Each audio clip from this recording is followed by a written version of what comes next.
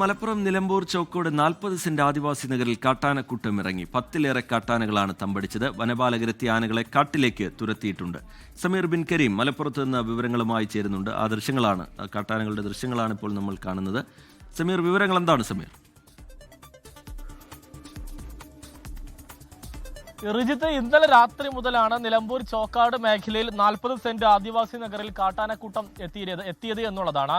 ഒരു കുട്ടി ആന അടക്കമുള്ള ഒരു കാട്ടാനക്കൂട്ടം തന്നെ പ്രദേശത്ത് തമ്പടിക്കുകയായിരുന്നു. ഉച്ചയ്ക്ക് 2 മണിക്ക് ശേഷവും കാട്ടാനക്കൂട്ടം ഇവിടെ തുടരുന്ന ഒരു സാഹചര്യം ഉണ്ടായി. ഇതോടുകൂടി വനം വകുപ്പിനെ നാട്ടുകാർ വിവരമറിയിക്കുകയും ഇതിന്റെ അടിസ്ഥാനത്തിൽ വനം വകുപ്പ് ഉദ്യോഗസ്ഥരെത്തിയാണ് കാട്ടാനയെ നിലവിൽ കാട് കയറ്റിയിരിക്കുന്നത്. രാവിലെ മുതൽ തന്നെ നാട്ടുകാർ ബഹളം വെച്ചു പോക്കിയ കാട്ടാനയെ ഈ കാട് കയറ്റാനുള്ള ശ്രമങ്ങൾ നടത്തിയിരുന്നെങ്കിലും ഒന്നും തന്നെ വിജയിക്കാൻ ഒരു സ്ഥിതി ഉണ്ടായി എന്നുള്ളതാണ്. ആന തുടർച്ചയായി പ്രദേശത്ത് തമ്പടിച്ച് നിൽക്കുന്ന ഒരു സാഹചര്യമാണ് ഉണ്ടായത് എന്നുള്ളതാണ്.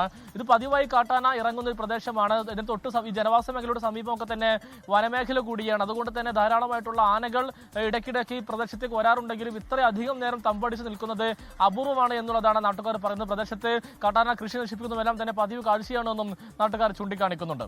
റിജിത്ത്, ലോകത്തെവിടെയായാലും ഏത് സമയത്തും 24 വാർത്തകളും ഓഗ്മെന്റഡ് റിയാലിറ്റി പാക്കേജുകളും എക്സ്പ്ലെയിനറുകളും വിശദമായി കാണാൻ ഞങ്ങളുടെ യൂട്യൂബ് ചാനൽ നിങ്ങൾക്ക് സബ്സ്ക്രൈബ് ചെയ്യാം.